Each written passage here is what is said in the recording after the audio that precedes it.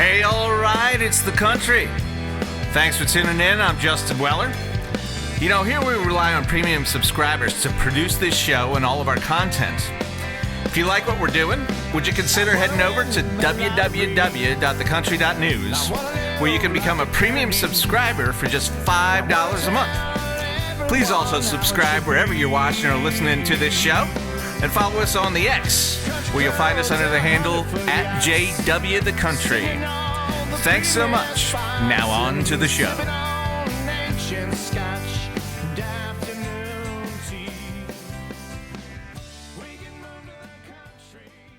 1. On tonight's show, voter registration is a huge scandal. 60 Minutes is in the tank for Ukraine and Zelensky. But we begin tonight with the controversies surrounding Russell Brand. Jim Lehrer was a great journalist of the late 20th and early 21st century. He was so well respected that he hosted 12 presidential debates between 1988 and 2012. As the host of PBS NewsHour, he felt it was his duty to share with his viewers, quote, what principles guide his work and the process he used in their practice. For that reason, he famously published Jim Lehrer's Rules of Journalism. One of these rules has been completely lost in today's media, and it goes like this, quote, do not use anonymous sources or blind quotes except on rare and monumental occasions. No one should ever be allowed to attack another anonymously. In today's social media world, news organizations, in order to stay relevant, focus almost exclusively on clicks, impressions, and unique users. And they often forget about facts, ethics, and the high moral standard they should hold themselves to. As a new publication, we here at The Country understand the pressures to produce results and revenues before the business becomes unviable. At the same time, journalism has suffered. The need for speed has forced erstwhile journalists to move fast and ignore the rules. They focus on getting a story, any story, out before their competition, and far too often publish anonymous sources that turn out to be wrong. And most readers are skeptical anytime an anonymous source is employed.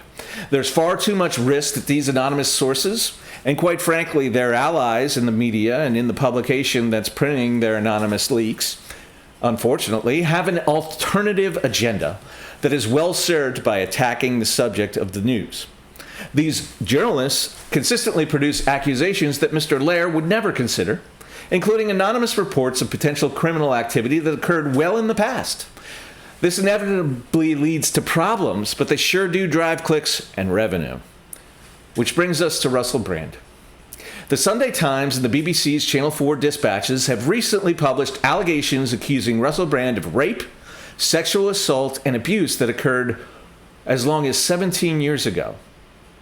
Mr. Brand, while admitting his self-documented extreme promiscuity and drug addiction in a new video on Rumble, also categorically denied all of the criminal allegations and claims there are witnesses that directly refute these allegations.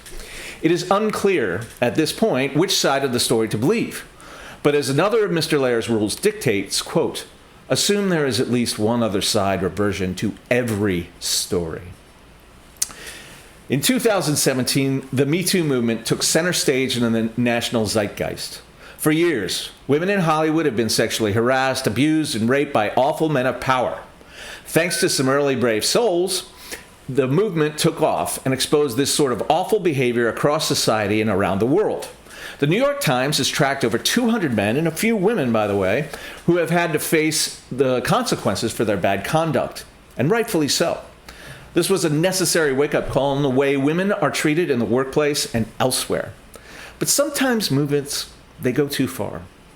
Kevin Spacey was kicked off of House of Cards, but was recently acquitted in separate cases in London and New York. Johnny Depp famously won his defamation case in which his ex-wife, Amber Heard, accused him of domestic abuse. Most believe Al Franken was an unnecessary, though quite honestly self-inflicted, victim of the movement. And Brett Kavanaugh sits on the Supreme Court today. And despite continued controversy, the Senate Judiciary Committee, their investigation, and the FBI investigation could find, quote, no witness who could provide any verifiable evidence to support any of the allegations brought against Justice Kavanaugh. Not one shred of evidence. This is not an attempt to justify any sexual misconduct, harassment, or abuse. We condemn any sort of this type of behavior in the strongest possible terms. But we need to remind our dear viewers that the clauses in the Constitution protect citizens against false allegations. They're real, and they are extremely important. These include the presumption of innocence, the right to due process, the right to a speedy trial by a jury of one's peers, and a right to confront one's accusers. Mr. Brand thus far has had no opportunity to any of these fundamental rights in his recent accusations, and most importantly, the BBC reports that there have been no police reports filed in relation to these allegations. Let me repeat that. The police do not have a single report regarding these allegations that are at least 10 years old. Again, quoting from the BBC, while not referring to the comedian by name, the Metropolitan Police said it was aware of media reporting of a series of allegations of sexual assault, but had not received any reports.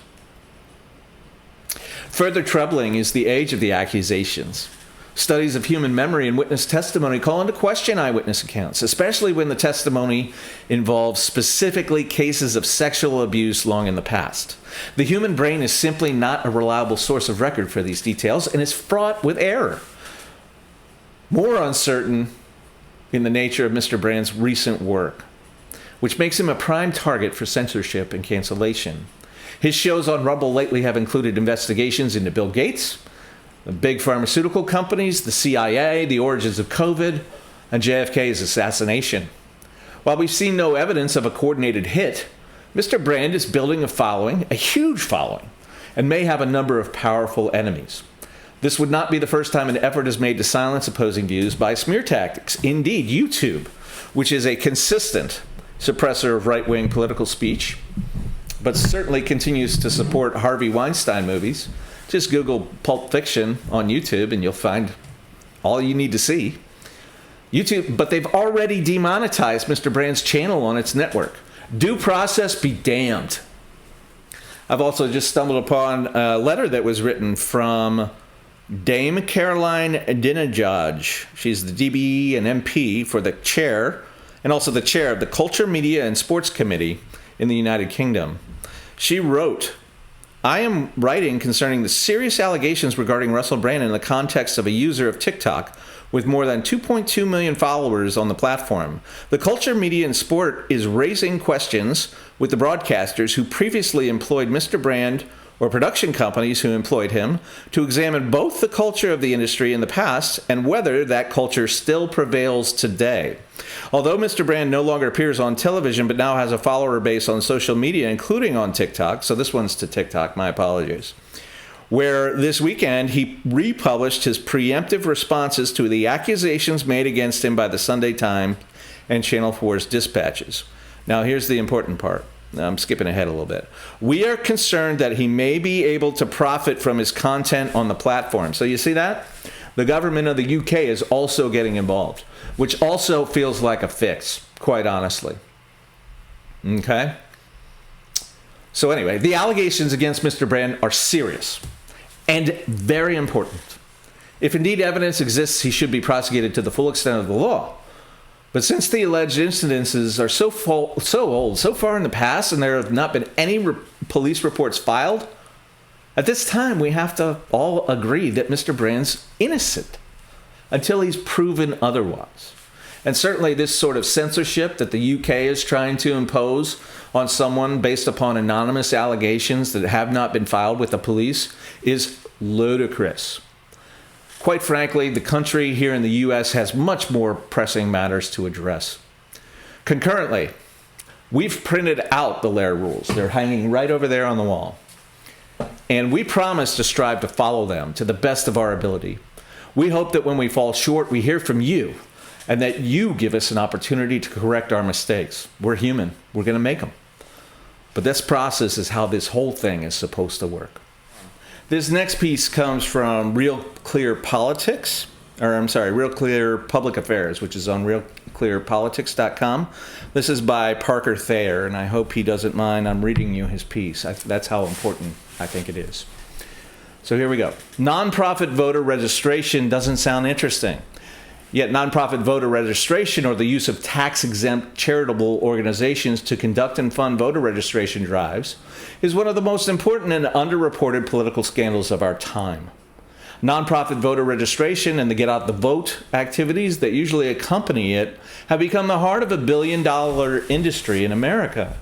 According to Candid's Foundation funding for U.S. democracy databases, since 2011, nearly 60,000 grants have been made for, quote, voter education, registration, and turnout, and, quote, civic participation, benefiting 15,000 different organizations to the tune of $5.9 billion.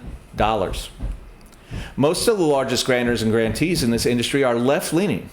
Despite IRS rules prohibiting 501c3 charitable nonprofit groups from engaging in partisan electioneering, it has long been an open secret that the purpose of their work is to register voters from favorable demographics in order to get Democrats elected. The voter registration industry has always retreated behind the fig leaf of nonpartisanship when necessary, which has protected it from serious scrutiny until now. My recent special report, of course, this is his. Again, it is, sorry about that, Parker Thayer, and this is on Trustworthy Elections. Until now, that is, his recent special report, quote, how charities secretly help win elections, ripped away that fig leaf. The report reveals the untold story of a nondescript charity named, quote, the Voter Registration Project, that was used to funnel over $100 million into a 5-year voter registration scheme hatched by Clinton campaign operatives to help Democrats win elections in 2020. Using tax forms, leaked documents, and leaked emails, the report shows how the scheme aimed to register over 5 million non-white voters in Arizona, Colorado, Florida, Georgia, Ohio, North Carolina, Virginia, and Nevada. How it was developed through multiple drafts and edits into a highly sophisticated plan dubbed the Everybody Votes campaign, and how that plan was eventually adopted by a super PAC tied to Sam Bankman-Fried. You know that guy, right? That instructed billionaire donors to keep it completely secret, since it was the most cost-effective method for netting additional Democratic votes. That's a direct quote. The report even shows several of the plan's major donors admitting in their tax forms, in signed tax forms, I should say, that their charitable grants to the voter registration project were made for the express purpose of supporting the super PAC that had recommended it to them. It was the largest, most organized, and most blatantly partisan nonprofit voter registration drive in American history. By our estimates, it has generated between 1 and 2.7 million swing state votes for President Joe Biden in the 2020 election.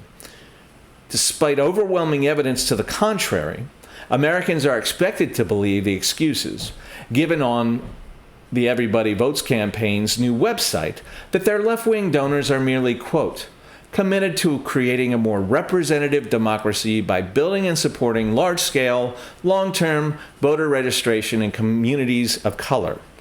End quote. Their website notably boasts that 76% of the 5.1 million voters they have registered were people of color, but then curiously declines to mention which states said people of color were from.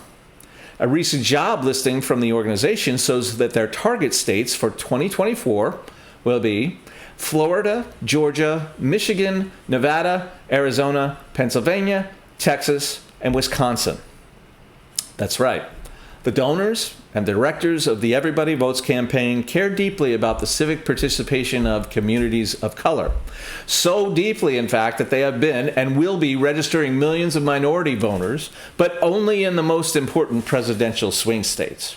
No room for California and New York, which are two of America's most populous states, nor Mississippi and Louisiana, which have the highest black population by percentage. It should be obvious to anyone who looks a little deeper that the mission statement that everybody votes is more a little bit of a misnomer. All right, so we're going to try something different here. We're going to listen to a little bit of 60 Minutes and then we're going to respond. Of course, their season just began this past Sunday. It's been a show forever, but I want you to listen to some of the reporting that they're doing here. So here we go.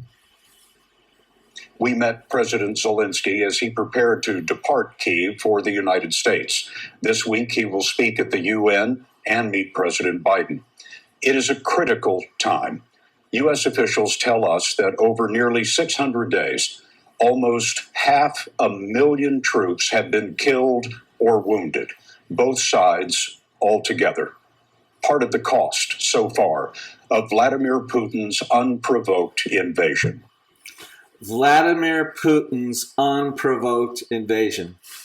Look, I've written about this, I've talked about it, and you can say what you will about me being a Putin apologist, but the statement that his invasion was unprovoked is simply not true. You can go all the way back to the 90s, late 80s, early 90s. The Soviet Union collapsed. Gorbachev was negotiating with President Bush's administration, James Baker, etc. And there was serious concern about what would happen with NATO in Eastern Europe after the Soviet Union pulled out their troops, right? Especially in East Germany. This is where this started, is they're going to leave East Germany, all their troops, everything. And they're really concerned about NATO encroaching further east, right? Russia's been invaded from Western European countries more than once. Napoleon, Hitler, I'm sure there's others that I don't know about. But it's a serious security issue, right? And look, Putin is a murderer, he's an evil guy, whatever you want to call him, right? But that doesn't mean that he doesn't run his country and he doesn't act rationally. He makes rational decisions. And what has NATO and the United States done since then? They have encroached towards Russia. With NATO, they've added 7, 8, 9 different countries into NATO, the Baltic states, etc. And just imagine if somebody was starting to build a treaty organization that says if America attacks them, they'll defend each other south from South America or Central America, and it's ever encroaching, and it's getting close to being at Mexico in this analogy, right? So that's the first thing. The second thing is there was a coup in Ukraine in 2014. The current government, when it became the current government at that time, was not elected. It was a military coup. And at that time, the premier and the government were pro-Russian, and it switched to pro-American. In fact, many people report that the American, the CIA and others were involved, perhaps helped to orchestrate that coup. Now, look, I don't know if that's true, but it certainly switched. And that's when Vladimir Putin invaded Crimea. And why did he do that? Because he needed a deep water port on the Black Sea and able to get to the Mediterranean, etc. And because Ukraine was no longer pro-Russian, he felt that was at risk. But what we also don't know is that they've been fighting in the Donbass ever since. That war has been going on since then. And Mr. Zelensky was elected on a platform of seeking peace with Russia. And, when the last election happened and Biden was elected, I think Vladimir Putin started to become concerned that certainly Biden and the Democrats are now the war hawk party for whatever reason. And he sent a list of ultimatums to NATO and said, look, you will not let Ukraine become part of NATO, and some other things. And look, I don't know if those things that he wanted from NATO and the United States were reasonable, but he sent that letter, and basically NATO told him, forget it, we don't care. And then he invaded with a second invasion. And that's what they've been fighting at ever since. So look, I'm not saying Putin is right here. As the Jim Lehrer rules say, there is always another side to the story. And certainly from a Russian point of view, they think they've been provoked, and they think that they are defending or, doing what is necessary to defend their homeland. Okay? Does that sound familiar? So the statement unprovoked invasion is a lie. All right, moving on. We spoke to Zelensky on Thursday. He told us that his people are dying every day to prevent World War III. Ми захищаємо цінності всього світу. We're defending the values of the whole world, Zelensky said. And these are Ukrainian people who are paying the highest price. Ми реально виборюємо. To prevent World War III. Does that sound somewhat hyperbolic? Like the only option is we give him $100 billion, all our missiles, all our tanks, all our F-15s, all our ammo. And word is that we're quite depleted in some of those areas on the concept that it's going to be World War III if we don't. What if Putin's action is just what I described? That he just wants to secure that port in the Black Sea and make sure he has proper defenses for Russia. I mean, it's plausible, isn't it? And certainly this sort of heartstring, I'm defending the entire world against World War III is simply not in the facts of the case. It's a complete hyperbolic statement that is intended to be propaganda, that gins you up, that makes you scared, that makes you believe, oh my God, we have to do whatever we can. It's propaganda. Свободу. We are truly fighting for our freedom. We are dying. Не на слова. That's Ми не true. книга. Ми в реальності. We're not fiction. We're not a book. We're fighting for real with a nuclear state that threatens to destroy the world. Threatens to destroy the world. Now, look, the reason we are not fighting physically against the Russians is because they're a nuclear power. But so are we. Who believes that the Russians will continue their ground war across Europe, invade NATO countries, which would force us to defend them, and in fact, probably start a nuclear war, right?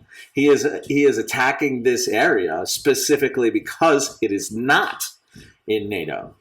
And, I think it's foolish to think otherwise.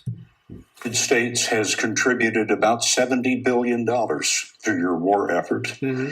And I wonder if you expect that level of support to continue. Я вважаю, що Сполучені Штати Америки The United States of America is supporting Ukraine financially, and I'm grateful for this. I just think they're not supporting only Ukraine alone. If Ukraine falls, Putin will surely go further. What will the United States of America do when Putin reaches the Baltic states, when he reaches the Polish border? He will. That's ridiculous on its face. First of all, you have no idea what Putin is going to do. We didn't know he was going to invade. In fact, a lot of people were skeptical of it. He certainly did. But, what evidence do we have that he's headed to Poland and the Baltic states? Ukraine is far south of those places. He doesn't have to go through Ukraine to get there. Pick up a map. He can just go straight there from where he is. It's silly. It's ridiculous. A lot of money. We have a lot of gratitude. What else must Ukraine do for everyone to measure our huge gratitude? We are dying in this war. Подивіться, якщо They are dying in Україна this war. Look, if Ukraine falls, They are dying in this war. Absolutely. It's a tragedy. It's awful. So why don't we end it?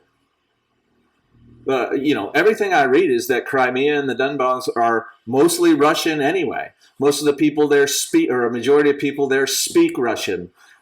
When they have done a vote, now you could say that the vote was rigged, and I don't know the answer to that, but it's the only vote we have. When they do a vote, the people of Crimea say, yeah, we want to be Russian.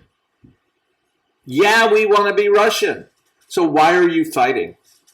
It's some arbitrary line in the sand somewhere. It's just a border, you know what I mean? That somebody drew somewhere. And in fact, the Russian state, if they look all the way back to their history, they say that our people started as Kievan Rus. What does Kievan Rus mean? Well, the Rus are the tribe of Vikings that went east and founded this area. And the first place they founded it in was in Kiev, in the middle of Ukraine. Okay? Ukraine has been at the center of Russian history since it began, since it had a history. And so, this concept that, this is a travesty or not something that wasn't true. I mean, think about it. It's been a satellite state of the Russians and vis-a-vis the Soviet Union, but also the Russian Empire. And many, for hundreds of years, it's been a satellite of Russia. So let's not pretend that it's otherwise. Happen in 10 years. Just think about it. If the Russians reach Poland, what's next? Poland is not on the other side of Ukraine from Russia. They don't need to go through Ukraine to reach Poland. World war? What will it take? Another 70 billion? Я не знаю. У мене немає. I don't have an answer. The whole world has to decide whether we want to stop Putin or whether we want to start the beginning of a world war. Ми не можемо змінити. We can And, this is just, it insults our intelligence. We want to start the beginning of a world war. We're starting the beginning of a world war by continuing this farce. It keeps escalating. We keep sending more stuff. We've already committed war crimes. Did you know that? Indeed. In 2020, the press secretary, Jen Psaki at the time, said that if Russians were employing cluster bombs, that would be a war crime. A year later, and quite frankly, after she was gone, right? So I don't blame her. But the administration, the Biden administration, decided to send cluster bombs to Ukraine to shoot at Russians. And the reason that cluster bombs are considered war crimes is because they hang around forever. And 10 years later, some 3-year-old kid steps on it and blows them up. Okay, so Ukrainians are going to kill Ukrainians with these cluster bombs because they're fighting right in that territory. It's insane. change Putin. Russian society has lost the respect of the world. They elected him and re-elected him and raised a second Hitler. They did. Raised a second Hitler. You see the language being employed here? It is just like Goebbels would be proud. A second Hitler. I mean, he's a bad dude and he's done some bad things, but he's no Hitler, Mr. Putin. And if we're being honest, and again, this is a softball interview. It's basically propaganda by 60 Minutes. The next question would be, wait a minute. You just described Putin as Hitler, but you have a battalion in your army fighting for you called the Azov Battalion, and they are clearly neo-Nazis. Everybody knows this. So who's Hitler here, buddy? We cannot go back in time, but we can stop it here. Ukraine stopped the Russian advance, but at a terrible cost. Ruined cities, millions of refugees, untold thousands of dead. I'm kind of glad that I haven't put this up for you, because now it's just showing bloody bodies and old ladies and that sort of thing. And it's terrible. Look, war is terrible. And every war, you're going to find pictures like this. It's a great reason to seek peace. All for Vladimir Putin's nation-building vanity. Today, the war is fought on a 700-mile front. The red area is the 20% of Ukraine still occupied by Russia. This is where Western-donated tanks were supposed to punch through, cutting the Russian force in half. But trenches, minefields, and artillery stopped the armored advance. That's right. That's also what you're not hearing very much of. This war is a stalemate. Barring some catastrophic event, negative or positive, it's going to go on for 10 years. They're in trenches. They're entrenched. And it looks a lot like World War I to me. So, not World War III, World War I, which was awful. So, honestly, as I look at this and think about it, I think that's enough to show you. But I just want you to understand that what these people are telling you is propaganda. And they are using language, and they are using devices, literary devices, oratory devices, to convince you of things that are not true. You have to stop believing it. Well, that's our show for today. We sure do thank and appreciate you for tuning in. As always, if you would go to The Country, www.thecountry.news. It's right, wrong hand. I'm not used to this. Right here. Head on over to thecountry.news and do us a favor. We rely solely on premium subscribers. So if you have $5, would you please go ahead and subscribe? We'd really appreciate it. That's all we have for The Country. See ya.